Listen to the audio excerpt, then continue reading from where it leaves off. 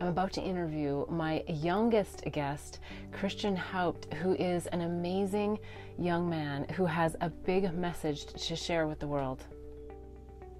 I'm super excited. I have one of my youngest guests today. His name is Christian, and we are all about pollinating the planet with love. So we're on our way into the recording studio. Are you ready? Yep. Okay, let's go. Welcome everyone to the Pollinating the Planet with Love show. I'm your host, Beth Bell, and I have a very special guest with me here today. Christian Haupt was discovered on YouTube at the age of 2 for a baseball playing cameo role in the Adam Sandler movie, That's My Boy. He was the youngest person to ever throw a ceremonial first pitch at a Major League Baseball game, and his YouTube videos have been viewed by more than 17 million people. As a toddler, Christian played baseball for hours on end and insisted on wearing a baseball uniform every single day. He is fascinated with the sport and it came quite as a surprise to his parents, who were not fans of the game. At the age of 2, Christian began sharing detailed information about being a baseball player in a former lifetime in the 1920s and 30s. I am so excited to have you here on the show. Thank you. Yeah. So I think I told you this, but I met your mom in Bali. Here's what happened. I had a shop on Monkey Forest Road, and one day this beautiful woman walked in, and I did what I normally do. Oh, hi, where are you from? And she said where she was from and that she was here writing a book. And I said, oh, what's the book about? And she said, well, and kind of shyly, she said, oh, well, my son, well, he was Lou Gehrig in a previous life, and I'm writing about that. Almost like she thought I was going to say, like, are you crazy? And I said, oh my gosh, that's so great. Oh my gosh, tell me more. So she started telling me more, and we just fell in love with each other as friends, first of all. And so I was so fascinated by the story, and so I got the book. And I was actually driving. I was back in the United States. I was driving from North Dakota down to Arizona to bring my mother to her little, winter snowbird place. And I said, Mom, I got this great book. I haven't had time to read it. Can we read it out loud to each other on the trip, right? So she started reading because I was driving, and we could not stop. Like, we could not stop reading the book. So we just kept reading. We get on a break and be like, okay, let's start reading the book. Okay, so we got to Arizona, and we got to my brother's house. And my brother, my mom and I were reading the book out loud in his living room. And so he's sitting there and he's like, oh, what's this all about? And I'm like, well, there's this young man and he was Lou Gehrig in a previous life. And, oh, I don't know about that. I don't know. I don't know. And his 3 boys were there. And he goes, I don't know if we believe in that, right? And so I said, it's okay. You don't need to believe in it. Just listen to the story is what I said. So we're reading. And his 3 sons are like, wow, this is really interesting. And then my brother said, hey, I think I know this kid. I saw his video on YouTube. So we looked at it, and sure enough, he had already seen your video on YouTube, and this was before the book was really out. This was before everything, right? So he had already kind of known about you. So I was really excited when I got to meet you just recently, like live and in person, and I have so many questions for you. One of the things that I remember from your mom is she said to me, I don't really care if anyone believes that my son remembers being Lou Gehrig in a previous life. She said, because I know that the reason why this happened for us is for us to share with the world that there is eternal love. So that just stuck in my mind, and I thought, yeah, it's all about eternal love, right? Yeah. The question to you is, do you have problems with other people trying to give you a hard time about this story? Not really. Every off and on, though, people will be like, are you that kid from YouTube who thinks he was the reincarnation of Lou Gehrig? And I'm like, yeah.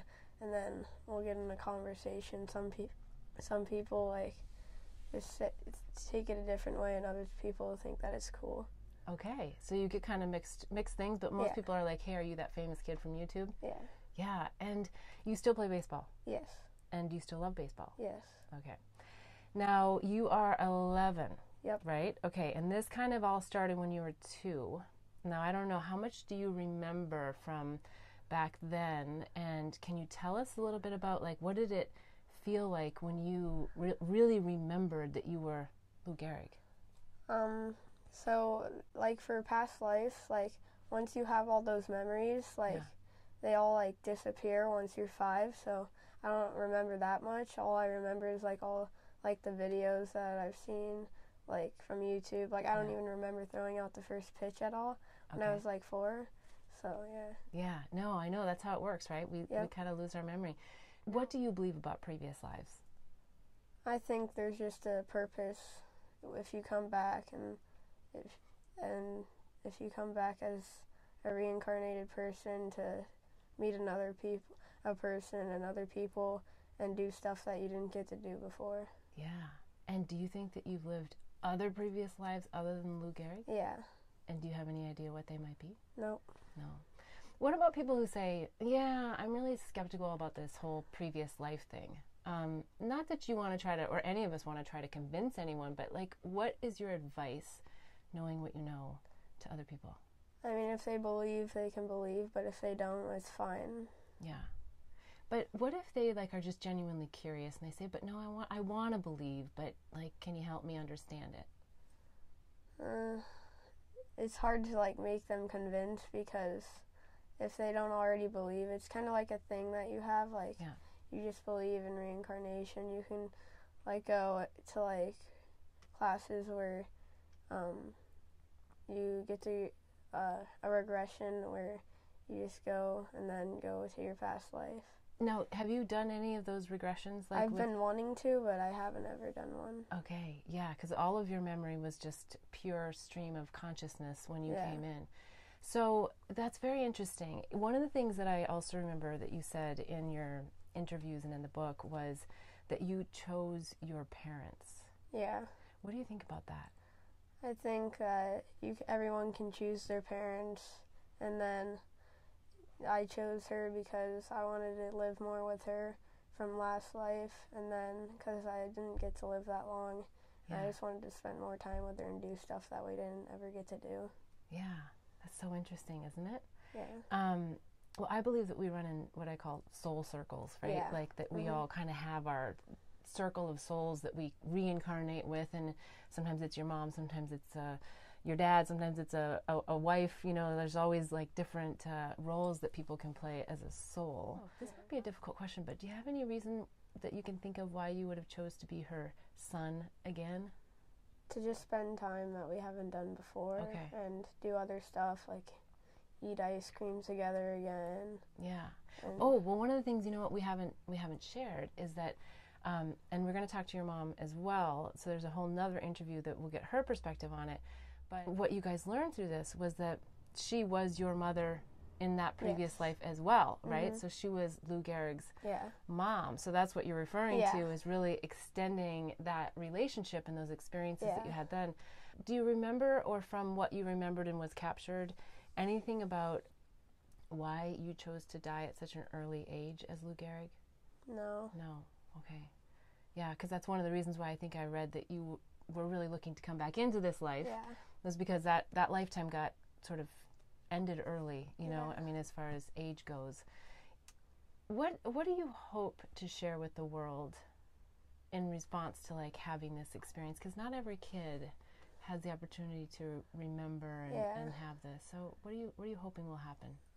Just for people to like come back and relive the moments that they never got to live, and if they don't believe, that's fine, but I like that. I like that a lot. And what do you think about your mom's comment about eternal love? I think it's very true, and everyone should, well, if you come back and you get to choose your parents, and there's always like a purpose. Yeah. Do you think you'll be a professional baseball player? Is that kind of the goal? There's no guarantee, but that's definitely my goal. That's definitely your goal. I love that. I can't wait. I can't wait to see what happens and what blossoms. But I'm sure baseball will always be near and dear to your heart, no matter what you choose to do. Maybe you'll be an agent or something too. You never know. What do you feel is like one of your main purposes in this lifetime?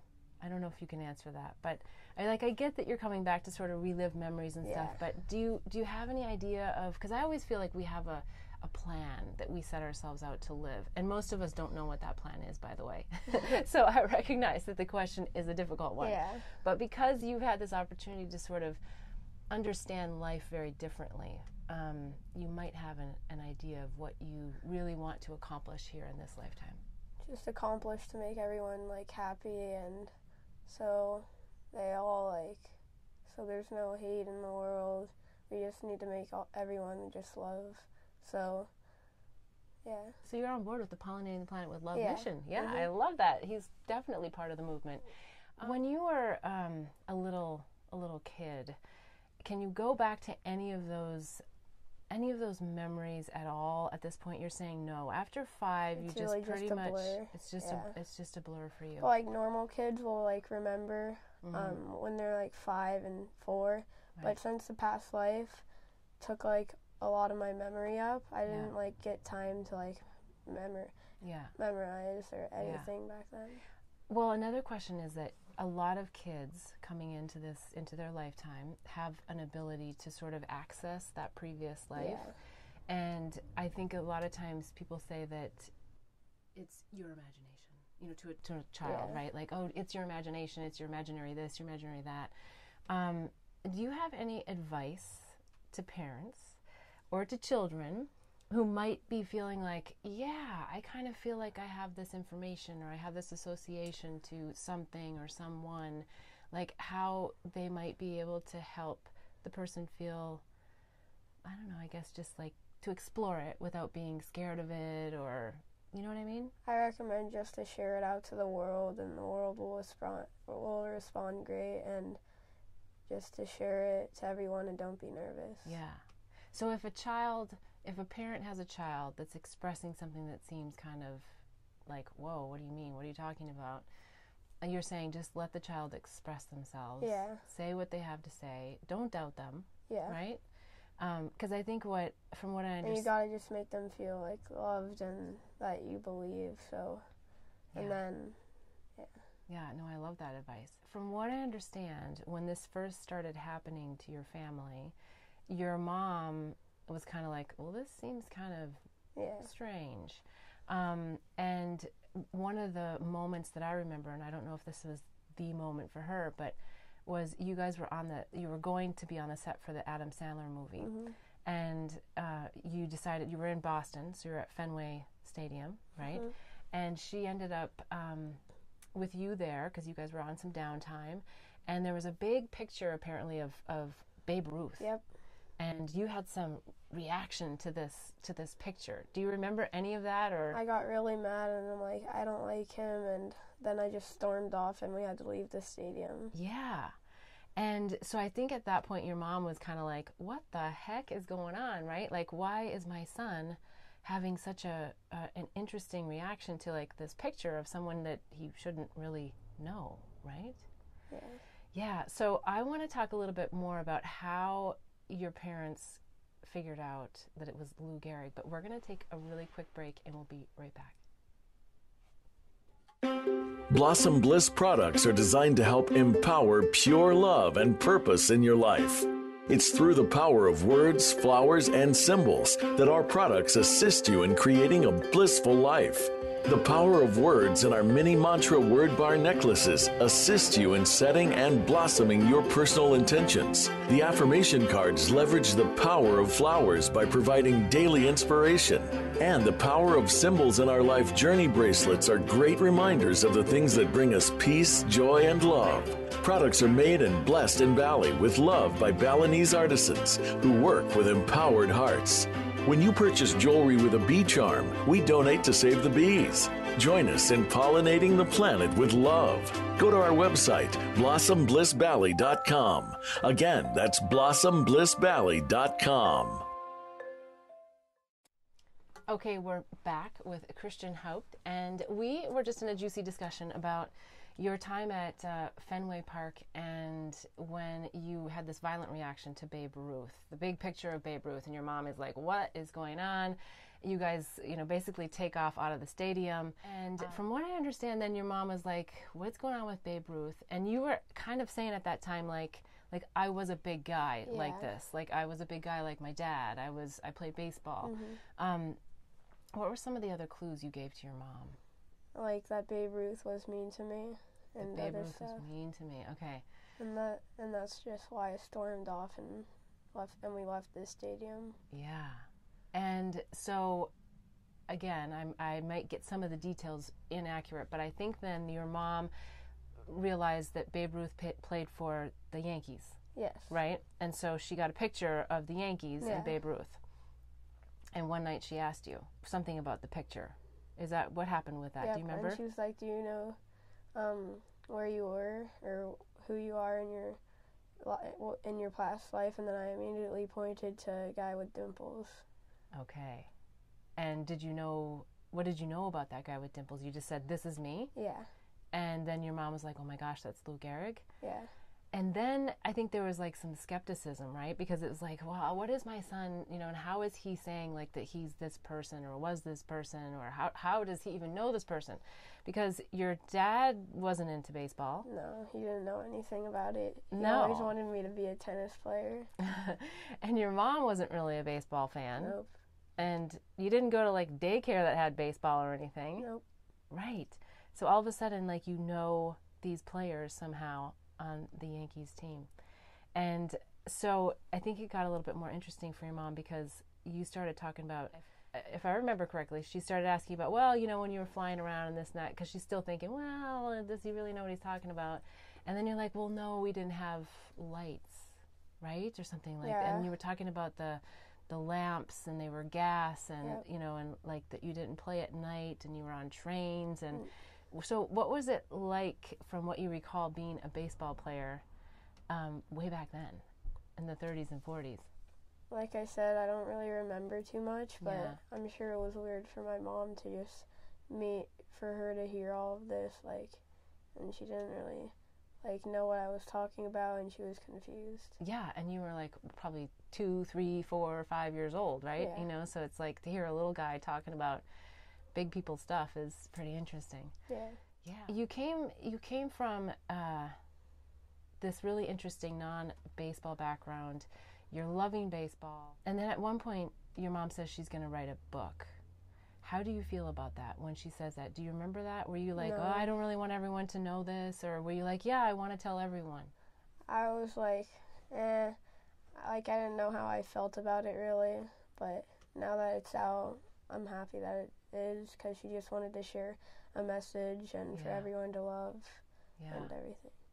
And now that it's out, what do people say about the book? Do they say anything about? A lot of people come up to my mom and say it's like the best story I've ever read, and I'm like, wow. Yeah. Everyone that I've shared it with, have said to me, this is just incredible. Even my friend who's here with us on set, Dawn, she said it changed my life. She said it changed how I viewed life.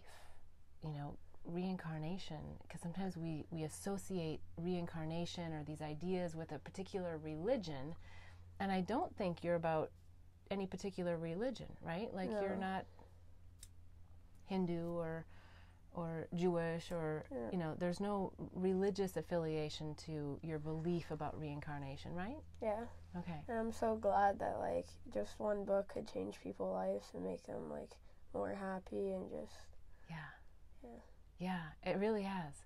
And it shifted people's perspective, I think, a lot about, why we're here. Mm-hmm. Yeah? All right. So now you're a kid, right? Playing baseball, having fun. What position do you play? Like, do you play the same pitcher position? and first base, usually. Pitcher and first base. And what did Lou Gehrig play? I'm sorry, I didn't. He played first base. You played first base. Okay. Yeah. Oh, I think the other thing that's really interesting, and don't you have like a similar, like, what do you call it, like stance or whatever, like how you swing? Yeah. Swing. You kind of swing. We were both lefties. You're both lefties. Okay. And so you have pictures, I think, even of you guys, like obviously not next to each other, but the pictures are next to each other, and you kind of have the same form. Now, do you ever get a hard time about this? Like, oh, you think you're as good as Lou Gehrig, or like, does anybody ever tease you about this? Is there anything on YouTube? There's a lot of comments that are like, Are they negative comments? Yeah, kinda. Sometimes. Yeah, and how do you deal with that? Because that can be kind of hard. I just ignore it. Yeah. Well, it's prepping you to be probably a famous person, so you can have good and thick skin in the sense of it really doesn't matter what other people think, right? It's just about the message that you're here to relay out to the world. Yeah. Yeah, wonderful. Okay, so I think we've had a lot of really interesting discussions here, and I can't wait to see what happens with the book and the movie, you know, moving forward, and as you blossom into your own baseball player. So thank you so much for being on the show. Thank you for having me. Yeah. All right. Until next week, wishing you bliss so that you too can help in pollinating the planet with love.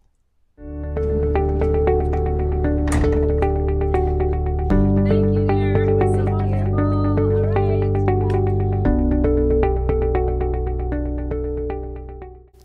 Up next is Christian's mom, Cathy Byrd. You'll hear how she began realizing her 2-year-old son was describing memories from a previous life as Lou Gehrig. You'll hear how it's impacted her life and the lives of many others. She shares how shocking it was for her to learn that this is even possible, and how she overcame her fears of learning about eternal life and love. Thanks for joining in to hear the life journey lessons and pearls of wisdom of me and my guests. Be sure to hear all 3 segments when you subscribe to my YouTube channel and receive reminders to upcoming shows and segments. The full episode is also available at bethbell.me/show. If you found this inspiring, please give this episode a like and a big thumbs up. If you want to hear more, follow me or hit the bell for reminders at Beth Bell Live on Facebook and YouTube. I'd love to have you join the mission of pollinating the planet with love.